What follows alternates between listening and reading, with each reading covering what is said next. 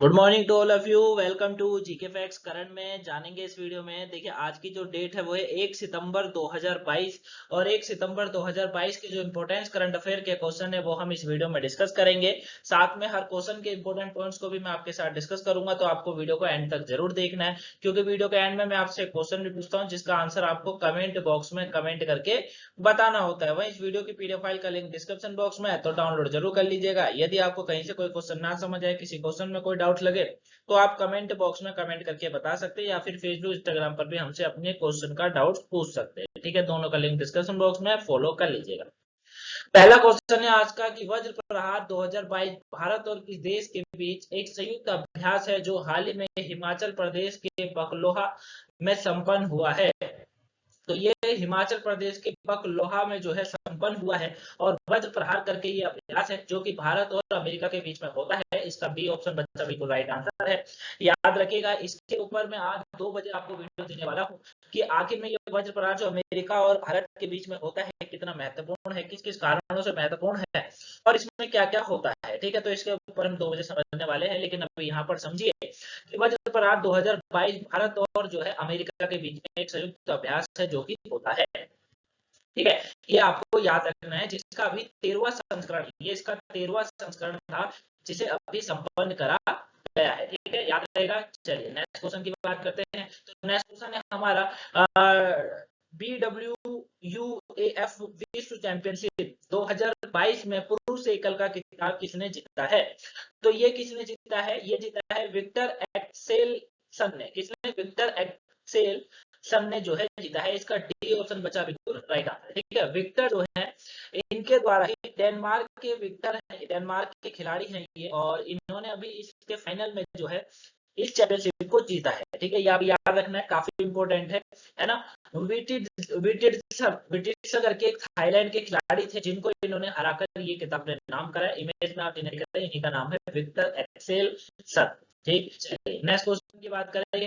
तो next question है, हाल में कौन स्टार स्टडेड इवेंट में मिस दिव्या यूनिवर्सिटी 2022 बनी है। तो आप इमेज में देख रहे हैं, इनका नाम है दिविता राय। दिविता राय यानी कि इसका डी ऑप्शन बिल्कुल राइट आंसर है। दिविता राय ही जो है अभी स्टार स्टडेड इवेंट में जो है, स्टारडेड इवेंट में जो है दिव्या दिवा यूनिवर्सिटी, जो दिवा यूनिवर्सिटी है उसका किताब इन्होंने जीत लिया है। ठीक है, मिस यूनिवर्स का 2021 में हनराज सांधु जो थी वो बनी थी, आपको पता होगा कि हनराज संधू जो थी वो बनी थी, और अब जो है इस साल दिविता राय जो है ये बनी है। इमेज में आप इन्हें देख सकते हैं। नेक्स्ट क्वेश्चन की बात करेंगे। नेक्स्ट क्वेश्चन है हमारा, किस देश में पर्यटन को बढ़ावा देने के लिए बहुप्रवेश पर्यटन वीजा अवैध को 5 साल तक बढ़ा दिया गया है। तो ये किसको बढ़ाया गया, श्रीलंका को। इसका बी ऑप्शन बिल्कुल राइट आंसर है। श्रीलंका के जो पर्यटन मंत्री हैं इस समय, हारिन, उन्होंने कहा है कि देश में पर्यटन में तेजी लाने के लिए बहुप्रवेश पर्यटन वीजा अवधि को 5 वर्ष तक के लिए बढ़ा दिया गया। कि आपको पता है श्रीलंका का जो पैसे का सबसे ज्यादा, श्रीलंका अगर पैसा कहीं से कमाता है तो वो टूरिज्म से कमाता है, पर्यटक से कमाता है, और वही इनका बर्बाद हो रखा है, जिसके कारण देश से बर्बाद हो रहा है। तो श्रीलंका इसका बिल्कुल राइट आंसर है, ये आपको याद रखना है। अब ये छूट पे छूट दिया जा रहा है कि लोग यहाँ पर आए, ट्रेवल करें, और बड़ी संख्या में जो है यहाँ पर ट्रेवल होता है। नेक्स्ट, हरियाणा में किस राजनीतिक पार्टी ने एक बूथ एक साखी, एक बूथ एक सखी जो है मुहिम का आगाज करने का फैसला लिया है। ये किसने लिया है, ये जो अभी लिया गया है फैसला, ये जजपा यानी कि जननायक जनता पार्टी है, उसके द्वारा लिया गया है हरियाणा में पंचायती चुनाव में। उसके मद्देनजर को रखते हुए जो है, जो जनता पार्टी है, इन्होंने कहा है कि एक बूथ एक सखी मुहिम का आगाज इन्होंने करा है। ये आपको याद रखना है, इसका सी ऑप्शन बिल्कुल राइट आंसर है। क्लियर। नेक्स्ट क्वेश्चन की बात करेंगे। हाल ही में किसने विकास यात्रा के लिए नए मार्गदर्शक सिद्धांतों का निर्धारण करने के लिए प्रतिस्पर्धात्मकता रोड मैप तैयार किया है।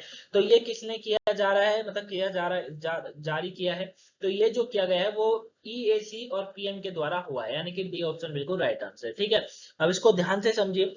देखिए, देश के विकास यात्रियों के लिए नए मार्गदर्शक सिद्धांत को निर्धारण करने के लिए बताया जा रहा है, और भारत में विकास के लक्षित लक्ष्यों को प्राप्त करने हेतु प्रधानमंत्री आर्थिक सलाहकार परिषद ने जो है इस प्रतिस्पर्धात्मकता रोड मैप को जारी करा है। ठीक है, जिसको EAC PM कहा जाता है। याद रखिएगा, डी इसका बिल्कुल राइट है। तो जो नए मार्गदर्शक का सिद्धांत को निर्धारण करने के लिए और प्रतिस्पर्धात्मकता रोड मैप जो है ये जारी करा गया है। इसका डी ऑप्शन बिल्कुल राइट आंसर है।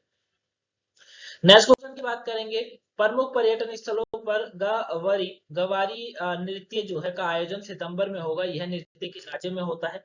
तो ये नृत्य जो है वो राजस्थान के उदयपुर में होता है। ठीक है, याद रखिएगा, ए इसका बिल्कुल राइट आंसर। राजस्थान का जो उदयपुर है ना, वहां पर इस तरीके का नृत्य होता है, आप ये देख सकते हैं। ठीक है, और राजस्थान राज्य के उदयपुर में जो है ये इस तरीके का कार्यक्रम जो है देखा जाता है। नेक्स्ट की बात करें, नेक्स्ट है हाल ही में 28वां अबू धाबी मास्टर्स शतरंज टूर्नामेंट किसने जीता है? तो एरिगोसी, यानी कि अर्जुन एरिगोसी जो है ये इनका नाम है पूरा, और ए इसका बिल्कुल राइट आंसर है। इमेज में भी आप जिन्हें देख रहे हैं इनका नाम है अर्जुन। अर्जुन ने जो है 28वां अबू धाबी मास्टर्स शतरंज टूर्नामेंट जो है जीता है, ये आपको याद रखना इंपॉर्टेंट है। ठीक है, और इनका नाम याद रखिएगा, ये इंपॉर्टेंट है। नेक्स्ट की बात करेंगे, हाल ही में प्रधानमंत्री नरेंद्र मोदी ने किस शहर में खादी उत्सव को संबोधित करा है? तो ये इन्होंने कहां पर करा है? तो प्रधानमंत्री नरेंद्र मोदी ने जो खादी उत्सव को संबोधित करा है ये अहमदाबाद के अंदर करा गया। इसका डी ऑप्शन जो है वो बिल्कुल राइट आंसर है। ठीक है, अहमदाबाद में साबरमती रिवर फ्रंट में जो है खादी उत्सव का संबोधित करा था। देश के स्वतंत्रता संग्राम की खादी के महत्व को अंकित करने के लिए आजादी का अमृत महोत्सव के हिस्से के रूप में जो है ये आदित्य खादी उत्सव का आयोजन किया जा रहा था। ठीक है, एक तो आपको ये याद रखना है। दूसरा है प्रधानमंत्री अहमदाबाद, कच्छ और गांधीनगर में विभिन्न परियोजना का भी इन्होंने शुभारंभ करा। ठीक है, ये भी आपको याद रखना है। साथ में इस कार्यक्रम में चरखे के विकास पर एक प्रदर्शन भी लगा था, ये आप देख सकते हैं। गांधी जी जो है मोदी जी जो है गांधी जी के इस कार्य को कर रहे हैं जो गांधी जी करते हैं। ठीक है, तो आपको याद रखना है, इंपॉर्टेंट है। नेक्स्ट की बात करें, हाल ही में किसने राजस्थान के पोखरण फायरिंग रेंज में पिनाका एक्सटेंडेड रेंज रॉकेट का परीक्षण किया है? ये किसने करा है? ये जो किया गया है वो डीआरडीओ के द्वारा करा गया है। डीआरडीओ ने राजस्थान के पोखरण फायरिंग रेंज में जो है इसका परीक्षण करा अभी, और पिनका रॉकेट को डीआरडीओ द्वारा विकसित किया गया है। ठीक है, हाल ही में ये निजी क्षेत्र के फर्म द्वारा उत्पादित किया गया था इसको। पिनका एक जो है वो आर्टिलियर मिसाइल सिस्टम है जो कि उच्च जो है परिशुद्धता के साथ 75 किलोमीटर की जो सीमा तक दुश्मन के इलाके में हमला करने में सक्षम है। ठीक है, ये आपको याद रखना है। जो पिनिका ये जो मिसाइल है ना, ये मिसाइल सिस्टम है एक, और ये जो है 75 किलोमीटर तक की सीमा के अंदर जाकर जो है दुश्मन के इलाकों को तबाह कर सकता है। ठीक है, ये आपको याद रखना है, इंपॉर्टेंट क्वेश्चन है ये भी। क्लियर? तो इसका राइट आंसर क्या है? इसका जो राइट आंसर है वो है डीआरडीओ, यानी कि ए इसका बिल्कुल राइट आंसर। अब डीआरडीओ की स्थापना और डीआरडीओ का मुख्यालय कहां पर है, कमेंट बॉक्स में बताइए। ठीक है, ये आप देख सकते हैं, डिफेंस इसको कहा जाता है। नेक्स्ट है, इंडियन ऑयल कॉर्पोरेशन किस वर्ष तक शुद्ध शून्य परिचालन कार्बन उत्सर्जन का लक्ष्य हासिल करने के लिए 2 लाख करोड़ रुपए का निवेश करेगा? तो ये जो करेगा वो कहा गया है 2046 तक। बी इसका बिल्कुल राइट आंसर है।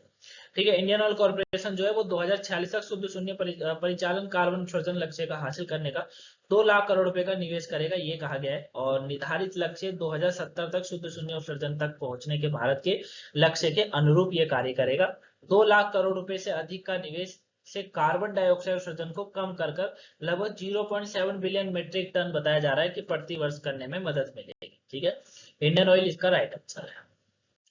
नेक्स्ट की बात करें, मलेशिया में स्वतंत्रता दिवस किस दिन मनाया जाता है? तो 31 अगस्त को मलेशिया का स्वतंत्रता दिवस होता है, ये आपको याद रखना है। ठीक है, 31 अगस्त को मलेशिया में आधिकारिक तौर पर जो स्वतंत्रता दिवस होता है उसको मनाया जाता है, ये आप देख भी सकते हैं यहाँ पर।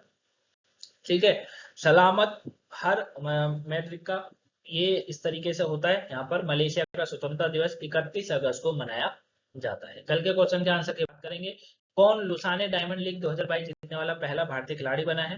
कौन बना था? ये नीरज चोपड़ा। इसका ये ऑप्शन बिल्कुल राइट आंसर था, ऑलमोस्ट सभी के आंसर बिल्कुल राइट। आज का क्वेश्चन है आप लोगों के लिए, कौन भारतीय क्रिकेट हाल ही में तीनों प्रारूपों में 100 कौन से भारतीय क्रिकेट है जिन्होंने तीनों प्रारूपों में 100 मैच खेलने वाले ये पहले प्लेयर बन गए हैं? तो ये कौन बने हैं? आंसर कमेंट बॉक्स में करके जरूर बताइएगा। तो ये थी गाइस आज की इंपॉर्टेंट करंट की क्लास। आई होप आपको वीडियो पसंद आई होगी। पसंद आई हो तो आपको वीडियो को लाइक सब्सक्राइब शेयर कर ही देना है। साथ में सुबह की वोकैबुलरी ना देखियो तो उसे देख लीजिएगा, पेपर के पॉइंट ऑफ व्यू से वो आपकी काफी इंपॉर्टेंट है। ठीक है, और सभी वीडियो को कंटिन्यू देखा करो, चाहे वो 2 बजे वाला टॉपिक हो या फिर आपका वोकैबुलरी हो, करंट का टॉपिक हो, करंट के क्वेश्चन हो, सभी आपके पेपर के पॉइंट ऑफ व्यू से मोस्ट इंपोर्टेंट है। ठीक है, और वीडियो को शेयर भी करा करो ताकि वीडियो और भी लोगों पर पहुंच सके। ठीक है, मिलेंगे नेक्स्ट वीडियो में, तब तक के लिए thank you for watching guys, have a nice day, thanks for it.